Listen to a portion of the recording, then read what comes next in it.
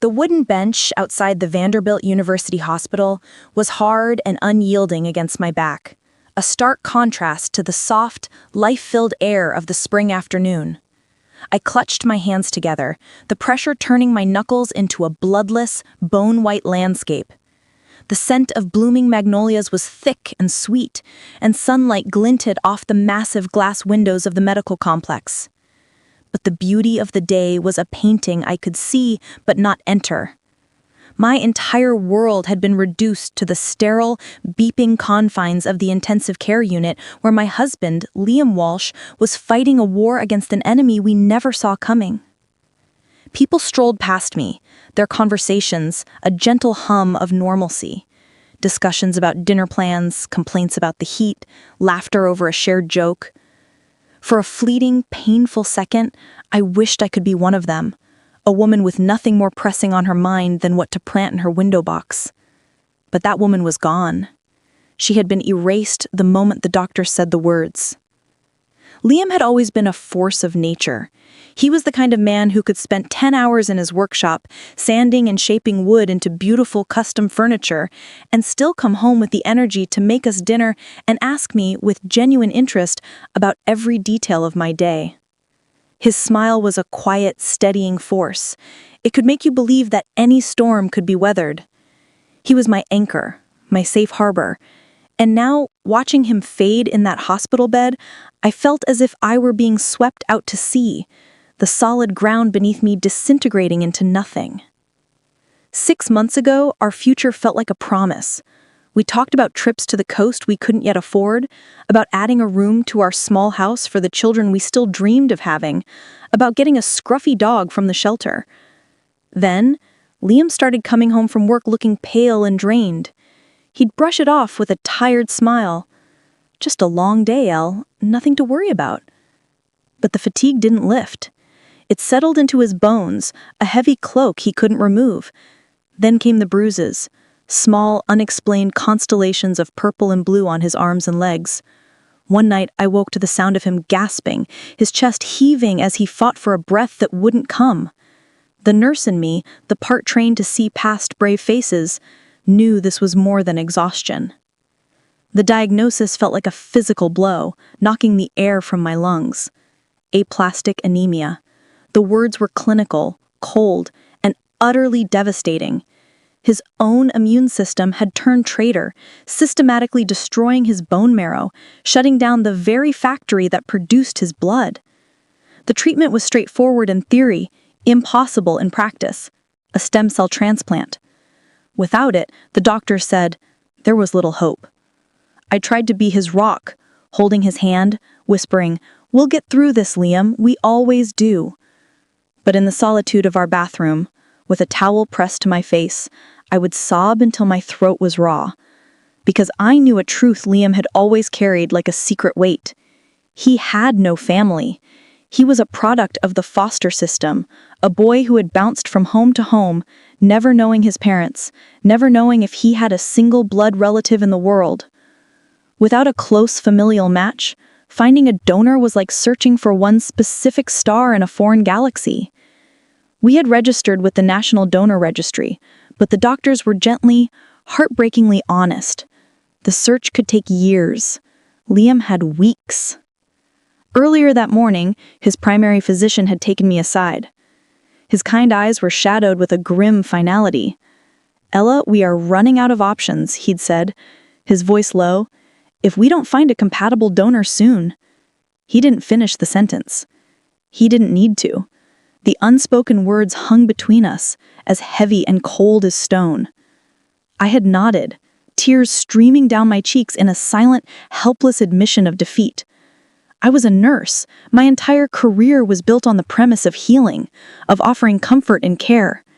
Yet I was utterly powerless to save the man who was my entire world.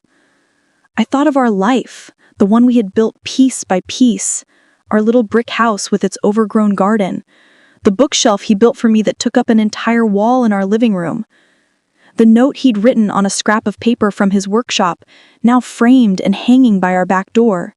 "You are my always." The thought of losing him, of that house falling silent was an agony so profound it felt like a physical presence, a weight crushing my chest. A treacherous, icy grief had already begun to coil around my heart, and I hated myself for the part of me that was already starting to let him go. And then, as if the universe hadn't been cruel enough, I overheard a conversation that would tear my world apart and put it back together in a terrifying new shape. I had stepped into a small courtyard, desperate for a gulp of air that didn't smell of antiseptic and despair. 2 hospital orderlies were on a smoking break nearby, their voices carrying easily in the quiet space. "You know that guy in ICU, Walsh? He looks just like this guy who lives out in Cedar Fork. I swear it's like looking at the same person." Cedar Fork. The name was a pinprick of light in my overwhelming darkness. It was a small, rural town tucked in the hills, maybe a 2-hour drive from Nashville. My heart, which had felt like a lump of lead in my chest, gave a single, hard thud. Could it be just a coincidence? People had doppelgangers all the time. But a desperate, fragile hope, so thin it felt like a spider's web, began to spin itself inside me. Liam had spent a lifetime wondering if he had siblings, if there was anyone out there who shared his blood, his smile, his eyes. He had once confessed on a warm summer night on our porch that he thought about searching for them. "But what if they didn't want me then, Ella?" he asked, his voice quiet with an old hurt. "Why would they want me now?" He had chosen to believe that family was what we made, not what we were born into. But now, biology was the only thing that could save him. That night, I didn't sleep. I sat by his bedside, the rhythmic beeping of the monitors a soundtrack to my churning thoughts. His hand was cool in mine. "I'm going to fix this, Liam," I whispered into the quiet hum of the room. "I don't care what I have to do." The next morning, I filed for an emergency leave of absence. My supervisor, a woman with a heart as big as her responsibilities, simply hugged me and signed the forms without a single question. I threw a bag together, my movements frantic and determined. I had no real plan, just a photograph of Liam on my phone and a name, Cedar Fork. The hope was a fragile, fluttering thing in my chest, terrifying in its intensity. Before I left the city, I went to Liam's room. He was awake, his eyes hazy with medication, but they still managed to spark with a flicker of warmth when he saw me. "You look like you're heading into battle," he whispered, his voice a dry rustle. I leaned down and kissed his forehead, breathing in the familiar scent of him beneath the hospital smell. "I might be," I whispered back. "Just rest. I'll be back soon." I wanted to tell him everything, to share the sliver of hope, but I couldn't. I couldn't bear to see that hope extinguished in his eyes if my desperate quest led to a dead end. The drive out of Nashville was a surreal transition from urban sprawl to rolling countryside. The highway narrowed into winding 2-lane roads that cut through fields of wildflowers and past sleepy small-town squares. As I crossed the old iron bridge that marked the entrance to Cedar Fork, I whispered a prayer into the stillness of my car. "Please, let this be real. Let there be someone who can save him." I parked my car on the dusty main street of Cedar Fork, the silence of the small town pressing in on me. Life here moved at a different, more deliberate rhythm. An old man tipped his hat as he ambled by. A farmer unloaded feed sacks from a pickup truck, and the distant laughter of children carried on the warm breeze. Every face I saw, I studied with a desperate intensity, searching for a trace of Liam's strong jaw, the specific shade of his hazel eyes, the way his mouth quirked when he was thinking. I felt like a ghost in their world, an intruder from a reality of hospital lights and grim prognoses. My first stop was a small general store with a screen door that squeaked a protest as I pushed it open. The air inside smelled of old wood, leather, and coffee. The clerk behind a counter, a man in his late 40s with a weathered, friendly face, looked up from a newspaper. "Help you, ma'am?" he asked. My voice felt thin and reedy. I'm looking for someone. I don't know his name, but I was told he looks a lot like this man." I held out my phone, the screen displaying my favorite picture of Liam, taken on our porch just a year ago, healthy and smiling. The man leaned forward, his eyes narrowing slightly as he studied the photo. Then a look of recognition dawned. "Well, I'll be. That's the spittin' image of Jacob Miller. Works as a mechanic out at his own shop, just on the edge of town, past the old grain silo. Can't miss it." Jacob Miller. The name echoed in my mind, solid and real. This was no longer an abstract possibility. It was a person with a name and a profession. Could you give me directions?" I asked, my hand trembling as I took back my phone. He did, sketching a quick map on the back of a receipt with a stubby pencil. I thanked him, my heart hammering against my ribs so hard I felt lightheaded. Back in the car, I followed his directions, the paved road giving way to gravel as I passed the rusting silo. The drizzle that had started during my drive was now a steady, misting rain, blurring the world outside my windshield into a watercolor of muted greens and browns. And then I saw it. A small, cinder block building with a hand-painted sign that read Miller's Auto Repair. Next to it stood a modest white clapboard house, its porch adorned with a single, creaking swing. A rusted pickup truck and the skeletal remains of a motorcycle sat in the muddy yard. This was it. The thread of hope I had been clinging to now felt taut and fragile, as if it could snap with a single wrong word. For a long minute, I sat in my car, the engine ticking as it cooled, my hands gripping the steering wheel. What was I doing? This was madness. I was about to confront a complete stranger and accuse him of being a long-lost relative based on a rumor and a photograph. But then I pictured Liam's face, the way his skin had grown translucent, the painful slowness of his breath. I thought of the doctor's grim prognosis. I had no other choice. The wooden steps of the house groaned under my weight. I knocked, the sound too loud in the quiet afternoon. For a moment, there was nothing but the patter of rain on the roof. Then the door swung open.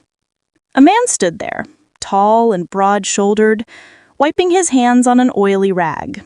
He was a few years older than Liam, his face more lined and weathered, his dark hair streaked with premature gray. But when he looked at me, my breath caught in my throat. His eyes, they were the same as Liam's, the exact same shape, the same piercing shade of hazel, flecked with golden green. It was like staring at a ghost, a worn, harder version of my husband. "Can I help you?"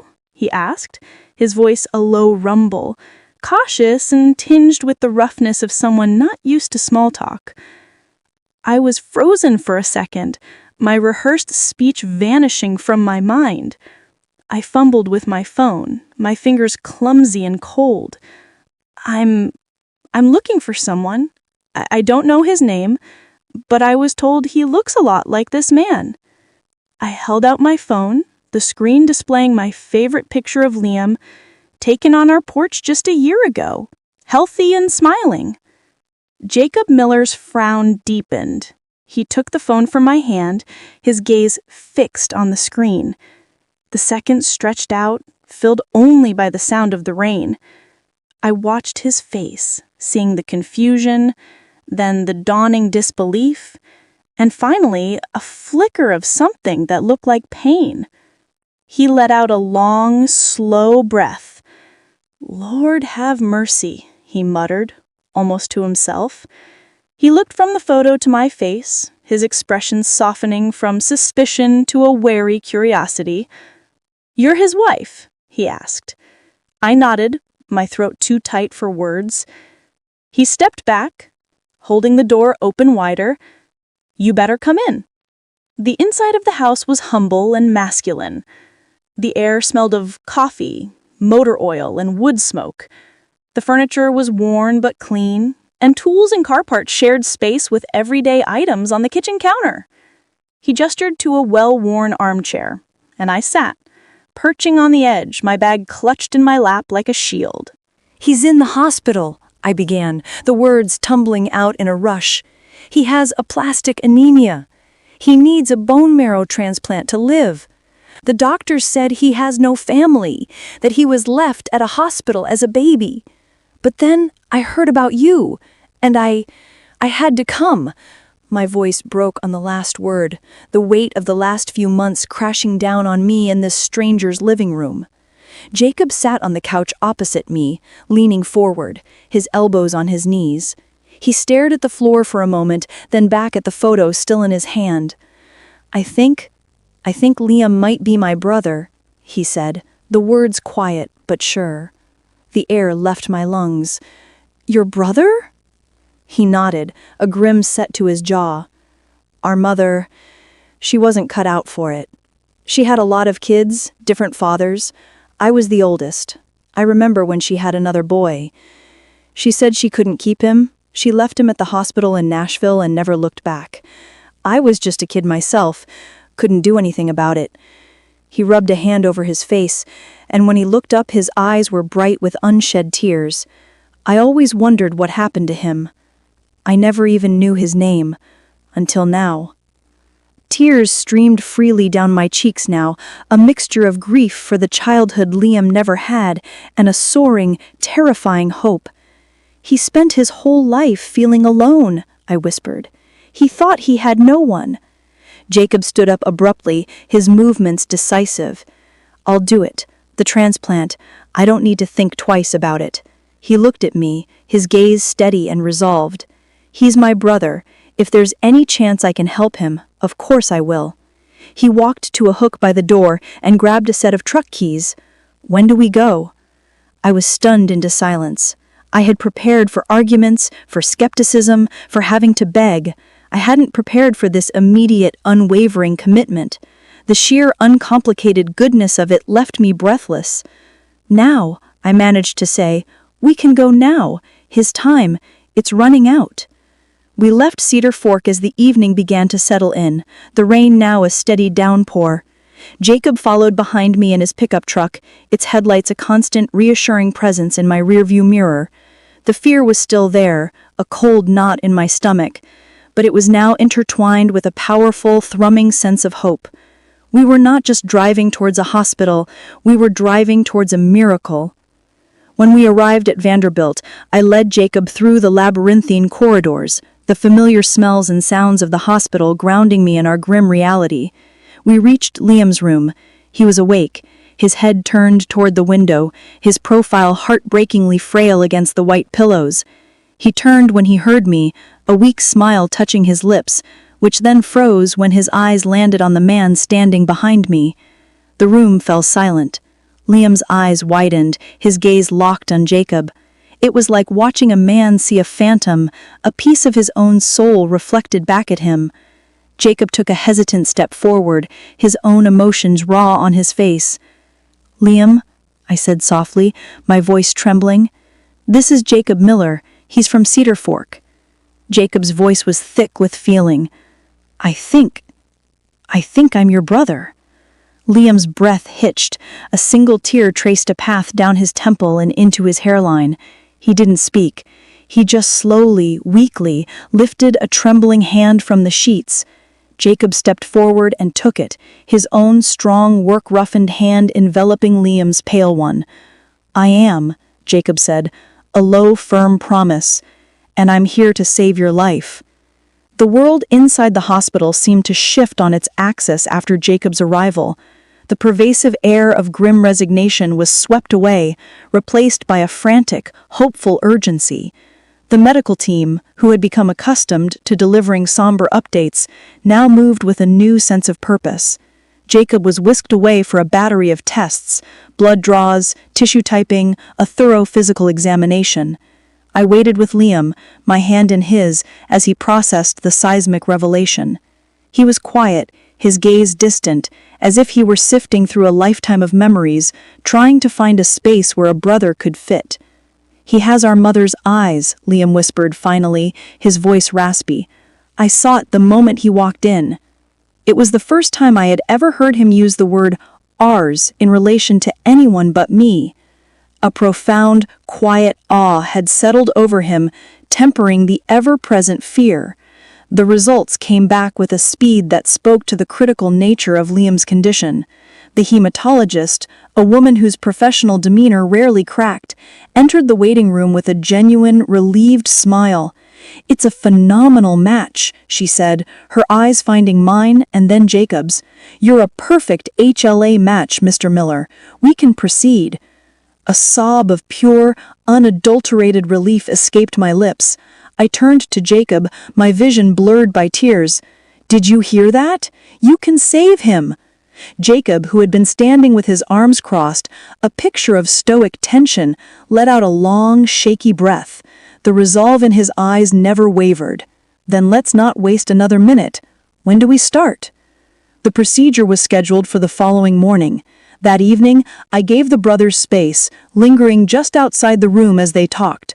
Their voices were low at first, a hesitant exchange of basic facts, birthdays, foster homes, the few fragmented memories Jacob had of their early childhood. Then, the tone warmed, the pauses grew shorter, and I heard the rough texture of Jacob's chuckle in response to something Liam said. It was a sound so similar to Liam's own laugh that it sent a shiver down my spine. I stepped in later to find Liam's hand resting on Jacob's forearm, his grip weak, but his intent fierce. "I used to dream about having a brother," Liam confessed, his voice thick with emotion. "I thought it was a childish fantasy, like wishing for a castle, but here you are. You're real." "Guess we both got a surprise," Jacob replied, his own rough voice. "I'm just sorry it took something like this for us to find each other." "Don't be," Liam said, his gaze steady. "You're here now. That's the only thing that matters." The morning of the transplant felt both endless and terrifyingly swift. I barely slept, my mind a whirlwind of prayers and worst-case scenarios. But Jacob was preternaturally calm. As the nurses prepped him for the bone marrow harvest, he even managed to joke with them. "Never figured my most valuable part would be my marrow," he said, winking at a nervous Liam. Then, his expression softened. "But I'm glad it's for you." The hours while they were both in procedures were an exercise in agonizing stillness. I paced the waiting room, my coffee growing cold and forgotten. Finally, the doctor emerged to tell me both procedures had been textbook successes.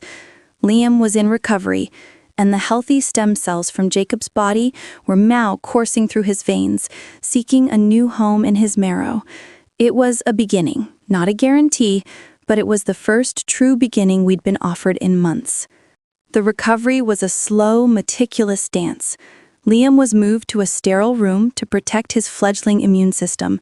Each day, I watched for tiny victories, a faint blush of pink returning to his cheeks, the strength in his voice when he called my name, the day he managed to grip my hand with a fraction of his old strength. Jacob became a permanent fixture, sleeping in waiting rooms and spending hours sitting with Liam, talking about everything and nothing. He brought a grounded, quiet strength to the ordeal, a steadfast presence that complemented my more frantic hope. One afternoon, I found Jacob staring through the glass window into Liam's room, a look of profound wonder on his face. "He's really my brother," he said softly, as if trying to cement the reality. All these years, he was just a couple hours away. Weeks later, on a crisp autumn day that smelled of wood smoke and decaying leaves, Liam was discharged. We walked out of the hospital not as the broken couple who had entered, but as a trio. Liam leaned on my arm, but his steps, though slow, were sure. Jacob followed, carrying the bag of get-well cards and belongings, his silent presence a promise of continued support. Our little brick house, which had felt so empty and haunted, seemed to sigh with relief as we opened the door.